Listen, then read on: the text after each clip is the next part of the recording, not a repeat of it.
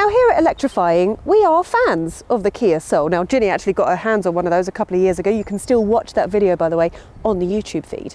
Now when we were told that the new version has been given a little bit of a refresh or a facelift, I got a call from Ginny and she said, do you want to go and have a look? And I went, yeah, all right then. So here we are. And here it is. Now here's the thing. I've always thought that the Kia Soul was a really lovely car to drive, but just looks like a shoe. I mean, it still looks like a shoe, doesn't it? Maybe the changes they've made are on the bits that we can't see. So before we get our hands on it, make sure you subscribe to the Electrifying YouTube channel, click on the bell button, and then you'll get notified of future videos. And look, if you ever need any help with anything to do with electric cars, go on the website, electrifying.com, because we're there to help. It's kind of what we're here for. It's what we do. Yeah. So let's have a little look then, shall we? Yeah, it looks the same. Although, if we do some soul searching, thank you, I have noticed that actually the Kia logo has moved from here to here. Big moves. I think that's pretty much it. Apart from that, maybe some tweaks in the trim. You've still got the 17-inch wheels, still got the LED headlights, you've still got that sort of curved LED light bar here at the back. Because we have the Explore version, so this is like the bigger battery Explore version, so we have like the SUV pack, if you will. So it's got a bit of body cladding, roof rails, etc. to kind of make it look and feel a bit more rugged, but yeah. Oh, there are some new colours available. I guess the way they saw it is, if it ain't broke. There'll be two versions available in the UK, one called Urban, which looks like this, with a 39.2 kilowatt-hour battery and 171 miles of WLTP range, that comes in at just under 33 grand. That is the one that Kia thinks will suit people in cities and gives the Soul range a much lower starting price.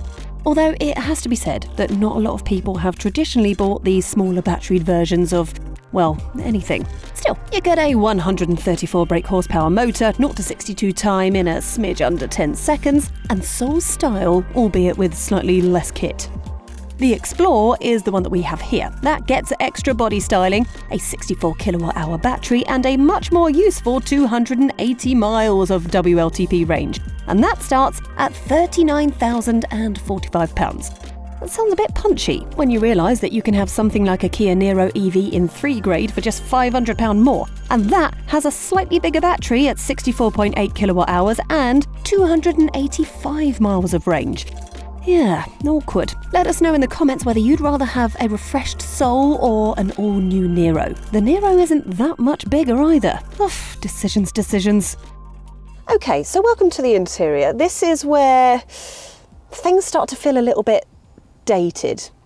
I'm not saying it's bad in here. It's not bad at all. It just feels like this is kind of falling behind a little bit. I mean, if you look at the speed in which electric cars are growing and just getting better and being more futuristic, this just isn't quite keeping up, is it? I mean, I guess that's kind of what happens when you're buying a car that's not made to be electric from the ground up. This was originally a combustion engine car, and then it's just trying to keep up with those bespoke electric cars, isn't it? But look, it's not horrendous. We've got a 7-inch screen here that houses all of our information. That's very nice and easy to follow. And then you've got a 10-inch screen here for your infotainment, which we do have the Explore version. If you go for the Urban, which is the lower spec, then this is actually 8 inches. But look at this. Look! Knobs and buttons. We love knobs and buttons. More of this, please. Oh, I so much prefer this to touchscreen stuff. It's just so much better. Storage is pretty good as well. Chuck your phone in there, chuck your coffee in there, put your sunglasses in there, put your lunch in there if you want. I do have a couple of annoyances, and that for me mostly is the piano black, which is this, all of this, which just gets so dusty, and across the steering wheel as well. But look, the quality of everything is pretty decent. Like if I give everything a good old squidge and a grab and a shake and everything, it's all right. Oh, and actually, the kit list is pretty decent too. Listen to this. Both Urban and Explore get a full suite of advanced driver assistance systems, Apple CarPlay and Android Auto, 17-inch alloys, reversing cameras, LED lights front and back, and plenty of charging ports. But You have to upgrade to the Explore to get electric heated leather seats and wheel, the bigger touchscreen, privacy glass, and a host of other very nice options. Both get the Kia Connect app, and there are options for over-the-air updates and live services. But that urban model really does feel like a more basic version designed to get the cost down. But there's nothing wrong with that, depending on what you want to use the car for. Right, here in the back seats, this is where I think the boxy shape really shines. Because look how much headroom I've got. This is brilliant back here. This is set up for my driving position, and I've got really decent legroom. But also, even though it is a boxy shape and you would assume that the storage in here is pretty decent, come and have a look at the boot. Now, you would assume that with the shape of the car, the boot would be a decent size, but actually it's about average, really. Look at this. That's 315 litres of space. So it's actually quite sort of short. However, when you fold those rear seats down, you've got 1,339 litres. That's huge. That's like MG5's small estate size. That's not too shabby.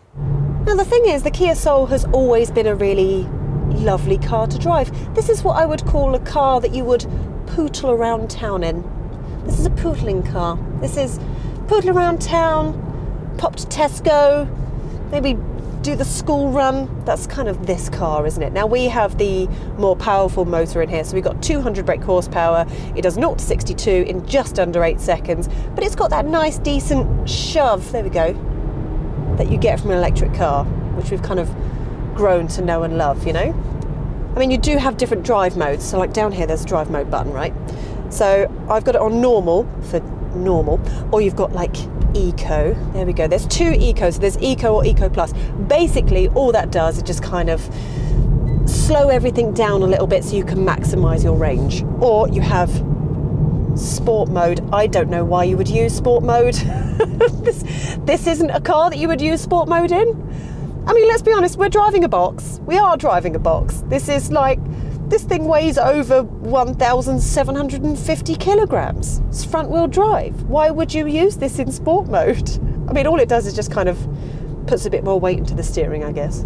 Now look, yes, this is a very boxy car, but it is a very nice, quiet and comfortable car, which we've kind of, again, got used to when it comes to electric cars.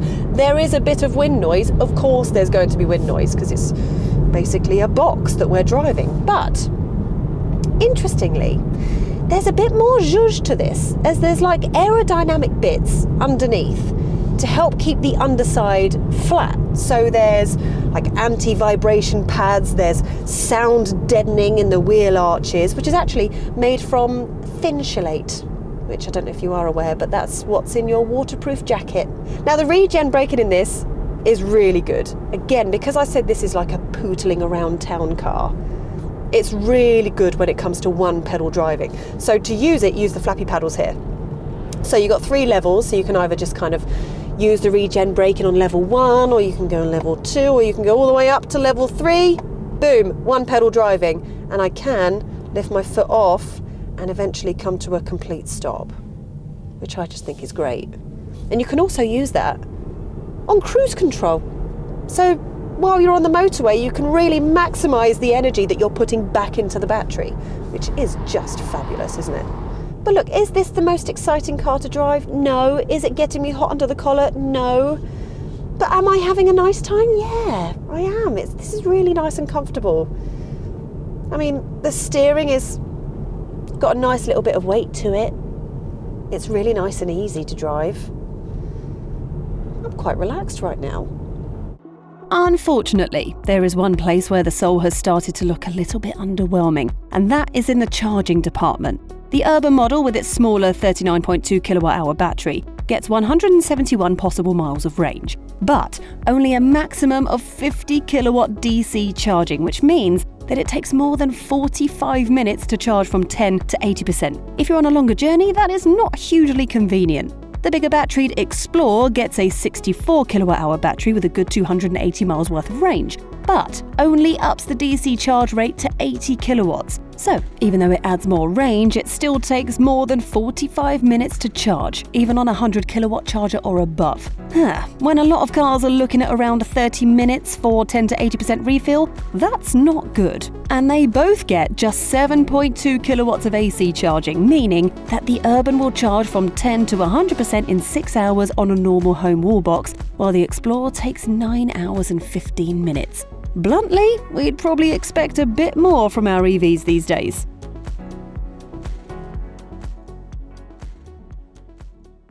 Now, we can't do a Kia video without mentioning the Kia warranty, which, in my humble opinion, is the best in the business. 12 months roadside assistance, 7-year, 100,000-mile warranty, which, might I add, is transferable from owner to owner. And then you have the Kia e-Care servicing as well, which, when you think about it, so many cars nowadays, so many electric cars are becoming used electric cars or second-hand electric cars. So with that warranty, I mean, it's a good bet, isn't it? Kia are great. They're really great. I'm a big fan. Can you tell? So there you have it. The refreshed Kia Soul EV. It's weird, isn't it? Because it doesn't feel like it was that long ago that the long-range version of this just made complete sense. But now I don't know. I mean, the pace in which electric cars are moving, this feels like this isn't quite accelerating fast enough. I mean, even the shorter range urban version of this, if you put that up against like an E208 or the Mocha, for example, it's still not quite at their level, is it? But look, I mean, it's totally up to you. Would you rather go for something like this, which, I can't lie, has got so much character? It's a quirky little thing, isn't it? Or would you rather go for a bespoke electric car, like a Polestar 2, a VW ID3, a Cupra Born, or a Tesla Model 3 even? Or go a bit bigger, something from Kia, the Kia Niro, for example? The choice is yours. But any information that you need is on our website, electrifying.com. All the information about this car and lots of other electric cars should help you along the way. It's what we do. We're here to help. See you next time.